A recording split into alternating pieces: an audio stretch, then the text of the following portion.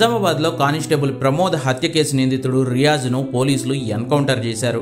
నిజామాబాద్ జీజీహెచ్లో చికిత్స పొందుతున్న Riyaz AR constable నుంచి గన్ లాక్కునేందుకు కాల్చేందుకు ప్రయత్నించగా పోలీసులు ఆసుపత్రి సిబ్బంది ప్రాణాలు ప్రమాదం ఉన్నందున రియాజ్ను కాల్చి చంపినట్లు ప్రకటించారు. రియాజ్ మృతిని తెలంగాణ డీజీపీ శివధర్ రెడ్డి ధృవీకరించారు. పలు కేసుల్లో నిందితుడిగా ఉన్న రియాజ్ ఈ నెల 17న తనను అదుపులోకి తీసుకున్న సీసీఎఫ్ కానిస్టేబుల్ ప్రమోద్ను కత్తితో పొడిచి చంపేశాడు. హత్య తర్వాత పరారైన రియాజ్ కోసం పోలీసులు గాలించారు.